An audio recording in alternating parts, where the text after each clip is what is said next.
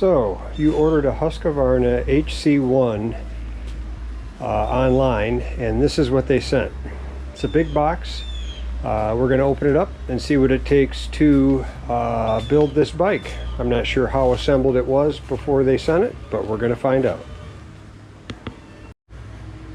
Alright, we're going to use a box cutter to open this. Should only take a minute. So this is what it looks like when you get the box open.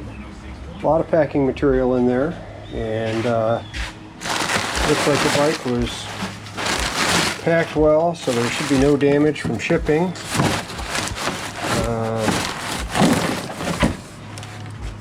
One wheel anyways. And I'll unpack this packing material and then bring you back and you can see what we're looking at.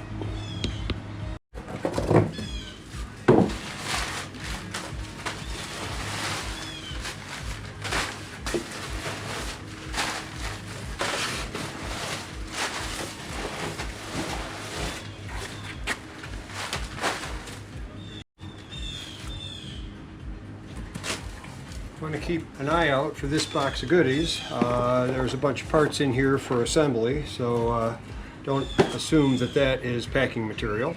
We'll put that aside and save it.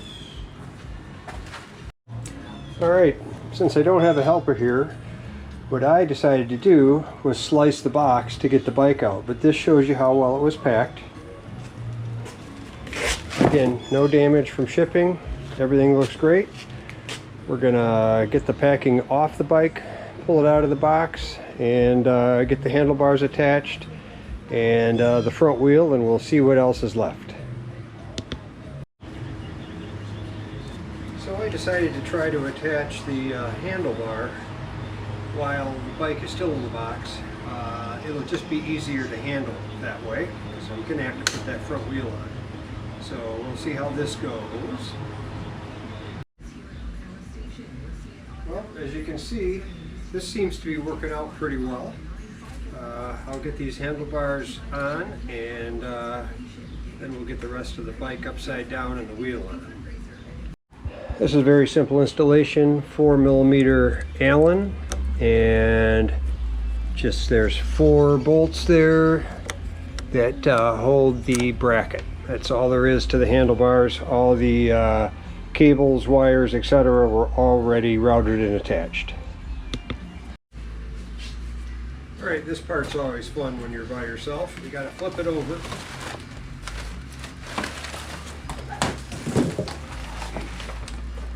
And now we're good to work on that front wheel. We'll get the packing material off the frame and kind of start adding the front wheel right after that.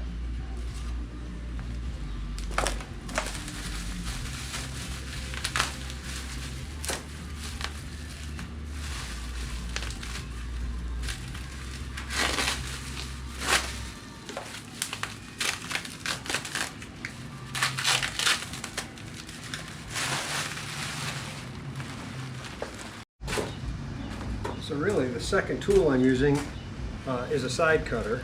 I guess it's the third tool. I used a box cutter, side cutter, and a 4mm Allen. I'm sure there'll be some more before we're done, but we're moving along pretty nicely. Alright, a couple protective things have to come off the wheel here. That's one. Same thing, axle the other side, that's one. Those are headed for the tracking material trash bin. When we install the wheel, we're going to be careful to note that the brake disc right here is on the right side with the brake caliper. Now these are hydraulic brakes on this bike, so it has a separator wedged into the caliper to keep the pads from going together. We'll take that out as we slip the disc in, and we should be in good shape here shortly.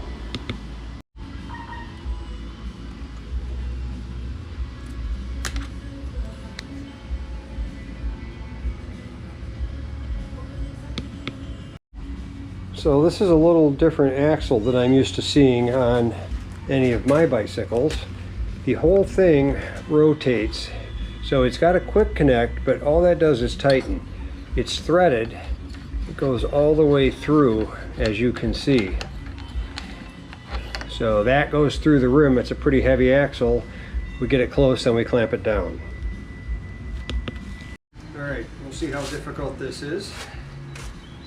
Should be pretty simple. Just always lining up the disc is always fun.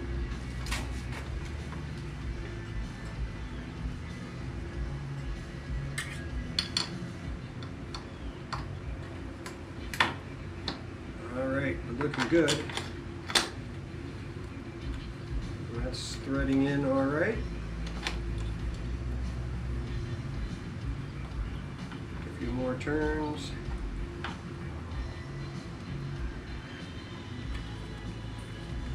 That should be good. Look at that. Spins freely. Everything is looking good.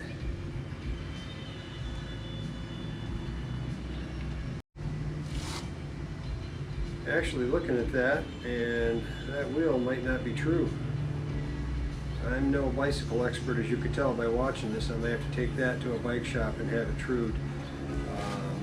Can't tell for sure if it's just the tire or if it's the rim. I think it is the rim. So before we flip it over, I think we should put the pedals on and air up the tires. They're in an easier position for me than having it upright. So we'll get on to that and see how that all goes. So this is the pedal kit. Oh no, I'm sorry, this is the charger. There's got to be pedals somewhere. We'll find them. Alright, these are the pedals. Now, even though I'm not a bike expert, I do remember that on bicycles, one of these has a reverse thread. So when it doesn't go like you think it will, try the other one and reverse it. Got that one. And so this one's the reverse. It feels really weird to turn it the wrong way, but it's going in. That's how it works. Now these are a 16 millimeter, so I will grab a 16 millimeter open end. They don't have to be super tight because when you're pedaling them, the way they're designed, they actually get tighter, but we'll make sure they're good and snug. All right.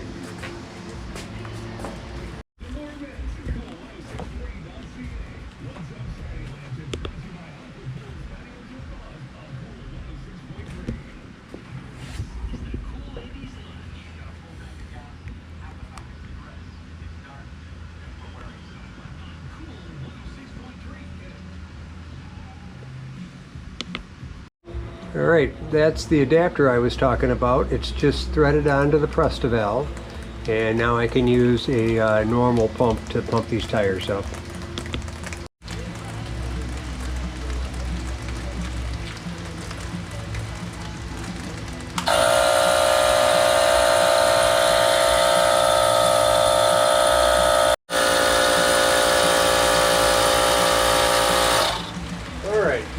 Pressure's at 45, tire says 35 to 50, so that's all there is to it. We'll take that adapter off and close the Presta valve. This is what that adapter's like. It just threads on, and then when I mentioned closing the Presta valve, that's pretty simple. It's just this little guy right here. It's like a lock, and to get the air out, you have to loosen that. So that is, that tire's aired up. We got to do the back tire and then we'll move on.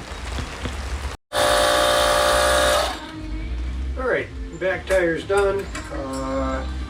The important thing to note here is the front tire on these bikes are a 29-inch and the back tire is a 27.5. Same brand, but they also take different pressures. Up to 50 psi in the front and up to 40 in the back. So beware of that when you're assembling your bike. One last look at it before we flip her over. I've got all the packing material off except for the seat, and I think she's going to be ready to stand upright. We'll still have some reflectors and minor things to do, but it's mostly assembled as we look at it. Alright, we've got a 3mm Allen because we're going to loosen up the electronic display so we can move it. 2 wires attached to this, and they very simply just plug in. They're already routed, but again, we do have to plug them in.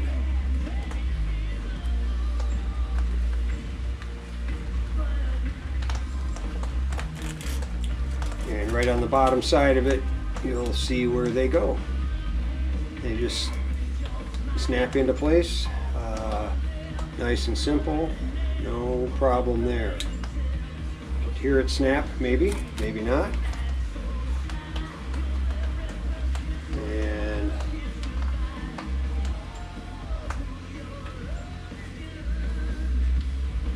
that is essentially all we're looking at. We're going to stuff these back in the housing, and we're in pretty good shape. There's a power button over here. Hit that, and you'll see the green light, and the display is on. Looks like the battery comes mostly charged, and that's the controller. Pretty simple, on and off, and then up and down button. So up would take you to eco mode, trail mode is more boost, and boost mode is it's all it's got. So there's 3 levels, or you can turn it off if you want to consider that a 4th level. That's what we're looking at with the controller.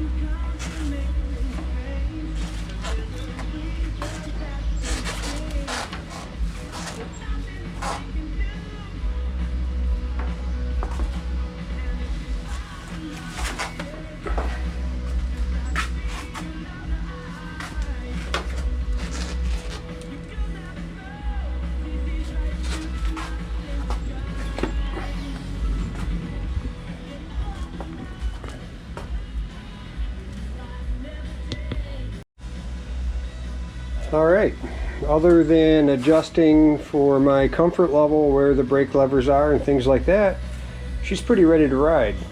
Now, I would comment, this is a high performance bike, and like most, they do not come with kickstands. That's something I'll add, because hopefully you can tell by watching this, I'm no bike expert or professional. I'm just an old retired guy that put this thing together. This one went pretty smooth because I just did my wife's bike the day before. Took a little more struggling with that one, but that helped me do this video for you without quite as many issues. We'll still have to add a front fender that comes with the bike, and that's pretty much it, aside from reflectors that they give you to put on the back of the seat. There's one up on the handlebar and on the wheels, of course. This is the fender I was talking about. I don't know how effective it is. It looks pretty small, but it's a nice looking fender, so I don't have a problem putting it on. Then we'll figure out how to adjust all the suspension and preloads, because these bikes are well suspended. They're meant for jumping and all kinds of stuff a couple retired people will never do. Another feature these bikes come with is called a drop seat. So if you push on this this lever, the seat will go up. Now the beauty is, for downhilling and stuff, you can just change it on the fly. But for old folks, it's pretty handy, because with the seat down, much easier to get on the bike, and I can adjust it for whatever riding style I want. To keep it easy, all I got to do is remember to sit down on it and push it down when I get off the bike, so it's much easier to get back on. And yes, that was thunder. If you saw me jump, that was pretty loud. Well, let's see how it goes. I'm going to turn it on, my button here, display comes on. I'm going to start off with Eco just to make sure I don't do anything crazy, and I'm going to ride it around the block.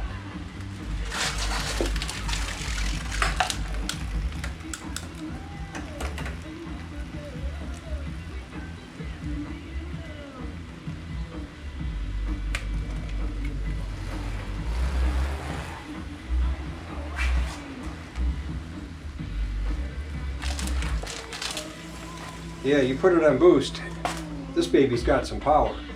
On Eco, you can barely tell, and a trail is probably perfect for riding a trail.